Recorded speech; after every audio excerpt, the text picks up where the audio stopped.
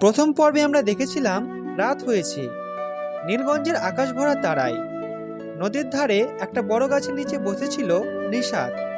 সেই নদীর পাশ দিয়ে হেঁটে যাচ্ছিল আদনান। তখন তাদের দুজনের আবার একবার দেখা হয় এবং তখন তারা দুজন একে অপরের কথা শুনে মুগ্ধ হয়। এখন শুরু হচ্ছে গল্পের দ্বিতীয় পর্ব। সেই রাতের পর নিশাত আর ঘুমাতে পারেনি। শুধু ভাবতে লাগলো, এই মানুষটা কে, কেন তার কথাগুলো এত সহজ হয়ে এত গভীর। আর অন্যদিকে আদনান, সে ফজরের আজান শুনে ঘুম থেকে উঠল, উঁচু করল, নামাজের জন্য দাঁড়ালো, কিন্তু বুকের ভেতরে একটা অস্থিরতা। নামাজ শেষে আদনান মোনায়াতের জন্য হাত তুলল এবং আল্লাহকে ফিসফিস করে বলল, ইয়া আল্লাহ, আমি জানি না আমি কি চাই, শুধু জানি যেটা চাই সেটা যদি তোমার রেজামান্দির মধ্যে হয় তাহলে দিও, আর যদি না হয় তাহলে আমার দিল থেকে এই অনুভূতিটা তুলে নিও। একটু থামলো, তারপর আদনান বলল, তুমি সবচেয়ে ভালো জানো। অন্যদিকে নিশাতও ফজরের নামাজ পড়ল, সিজদায় কপাল রাখলো মাটিতে। নিশাত কাঁদতে কাঁদতে আল্লাহকে বলল, ইয়া আল্লাহ, আমার মন কি ঠিক আছে? আমি কি কোনো ভুল করছি? তুমি আমাকে পথ দেখাও। দুজনের দোয়া আকাশে মিলে গেল অদৃশ্যভাবে। আদনানের আব্বু হাসান সাহেব এই এলাকার একজন বিখ্যাত আলেম, দিনের মানুষ, সত্যের মানুষ। তিনি নীলগঞ্জে এসেছেন একটা মাদ্রাসা তৈরির জন্য, কিন্তু আল্লাহর ইচ্ছায় এই সফর শুধু মাদ্রাসার জন্য হয়নি। সকালবেলা গ্রামের মুরব্বীরা বসেছেন হাসান সাহেবের সাথে বড় একটা বৈঠকখানায়, চায়ের কাপ সামনে। হাসান সাহেব বলল, এই গ্রামের মাটি অনেক পবিত্র, আল্লাহর রহমত আছে এখানে। গ্রামের মুরব্বীরা বলল, আপনি এলে আমরা ধন্য হলাম। আদনান একটু দূরে বসে শুনছে। হঠাৎ বাইরে দিয়ে হেঁটে হেঁটে দেখা গেল নিশাতকে, হাতে বই, নজর নিচু করে। আদনানের চোখ এক সেকেন্ডের জন্য থামল। হাসান সাহেব আদনানকে ডেকে বলল, বেটা, মনোযোগ কোথায়? আদনান একটু চমকে বলল, জি জি আব্বু, এখানেই। হাসান সাহেব একটু হাসলেন। পুত্রের চোখের ভাষা কি পড়তে পারলেন হাসান সাহেব? মেয়েদের মন অনেক নরম, ভালোবাসা তাতে পানির মতো মিশে যায় অজান্তেই।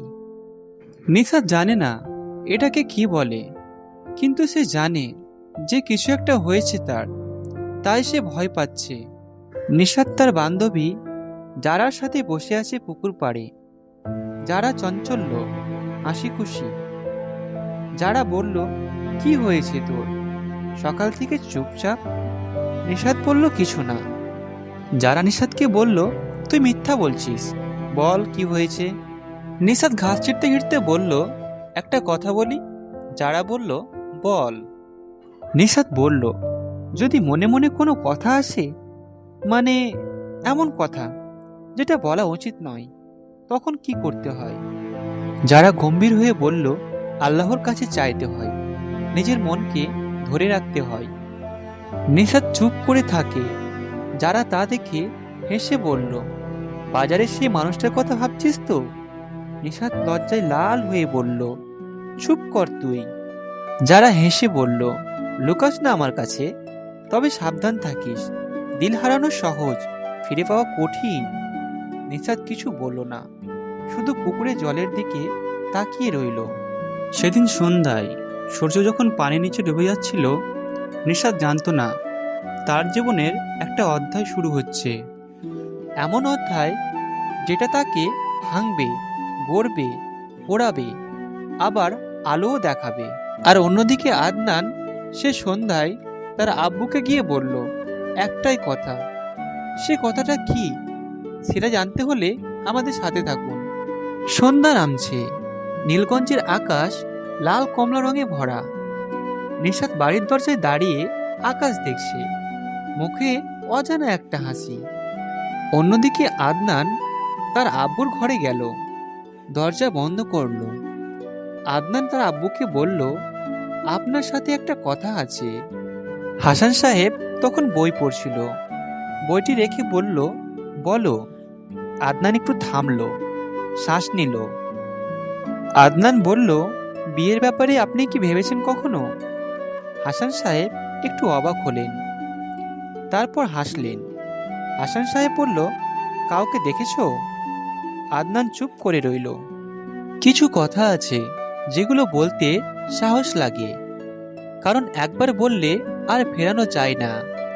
আদনান তার আব্বুর সামনে দাঁড়িয়ে সেই সাহসটাই করলো, একজন সৎ ছেলের মতো, লুকিয়ে নয়, চুরি করে নয়, সরাসরি বাবার কাছে।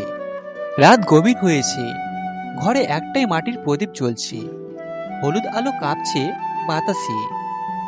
হাসান সাহেব জায়নামাজে বসে তাসবিহ পড়ছিলেন। আদনান দরজার সামনে দাঁড়িয়ে একটু ইতস্তত করল, তারপর ভেতরে এলো। আদনান বলল, আব্বু ঘুমাননি? হাসান সাহেব বলল, না বেটা, বসো। আদনান মেঝেতে বসল, সামনে বাবা, দুজনের মাঝে একটাই প্রদীপ, নীরবতা। আদনান আস্তে আস্তে বলল, আব্বু আমি কাউকে দেখেছি। হাসান সাহেব তাসবিহ নামালেন, ছেলের দিকে তাকালেন। হাসান সাহেব বলল, কোথায়? আদনান বলল, বাজারে একটা মেয়ে একজন বৃদ্ধাকে সাহায্য করছিল, আমি গিয়েছিলাম। তারপর রাতে নদীর ধারে কথা হয়েছিল ভুলবশত। হাসান সাহেব গম্ভীর হয়ে বলল, নাম জানো? আদনান বলল, না, শুধু জানি এই গ্রামের মেয়ে। হাসান সাহেব দীর্ঘশ্বাস ফেলে বলল, বেটা আমি তোমাকে একটা কথা জিজ্ঞেস করি। আদনান বলল, বলুন। হাসান সাহেব বলল, তুমি কি তার রূপ দেখেছ নাকি তার চরিত্র? আদনান থামল, সত্যি ভাবল। আদনান বলল, তার কথা আব্বু। সে বলেছিল আল্লাহ যখন সুযোগ দেন মানুষের কাজে লাগার, সেটা না করলে কি হয়? একটা মেয়ে এভাবে ভাবে, এটাই আমাকে থামিয়ে দিয়েছে। হাসান সাহেব কিছুক্ষণ চুপ করে থাকলেন, তারপর ধীর আওয়াজে বললেন, যে মেয়ে আল্লাহর কথা মনে রেখে কাজ করে সেই মেয়ে সত্যি মূল্যবান, আমি খোঁজ নেব। আদনানের মুখে একটা হালকা স্বস্তির আলো ফুটল। আদনান মাথা নিচু করে হাসান সাহেবকে বলল, জাজাকাল্লাহু খায়রান আব্বু। পরের সকালটা নিশাতের কাছে একটু অন্যরকম লাগছিল।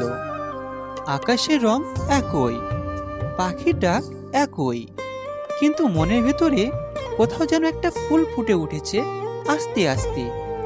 সে নিজে সেটা বুঝতে পারছিল না, কিন্তু আল্লাহ বুঝতেন। ভোরবেলা নিশাত উঠে অজু করলো, নামাজ পড়ল, সিজদা থেকে উঠে জানালার বাইরে তাকালো। বাগানে একটা লাল গোলাপ ফুটেছে, গতকাল যেটা ছিল না। নিশাত একটু অবাক হলো, গাছের কাছে গেল, ফুলটা ছুঁয়ে দেখলো। নিশাত মনে মনে বলল, সুবহানাল্লাহ। নিশাতের মা সুমাইয়া বেগম নিশাতকে পিছন থেকে ডেকে বলল, কি দেখছিস মা? নিশাত উত্তরে বলল, আম্মু এই গোলাপটা আজ ফুটেছে। সুমাইয়া হেসে বলল, এটা আল্লাহর রহমত, কোনো কারণ ছাড়াই সুন্দর জিনিস আসে। নিশাত আম্মুর দিকে তাকালো, মনে হলো নিশাতের এই কথাটা শুধু গোলাপের জন্য নয়।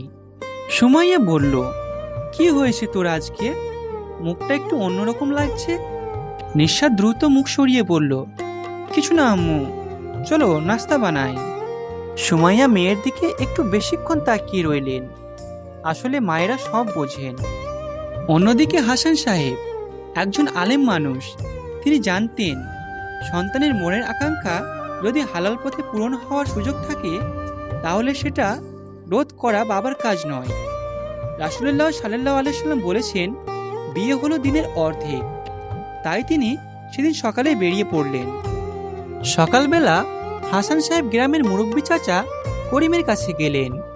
হাসান সাহেব বললেন, করিম ভাই, এই গ্রামে সুমাইয়া বেগমের মেয়ে আছে না, নাম নিশাত? করিম চাচা অবাক হয়ে বললেন, হ্যাঁ সাহেব, বাবা গেছেন ছোটবেলায়, মা একা মানুষ করেছেন। মেয়ে মাশাআল্লাহ অনেক ভালো, দিনদার, বিনয়ী।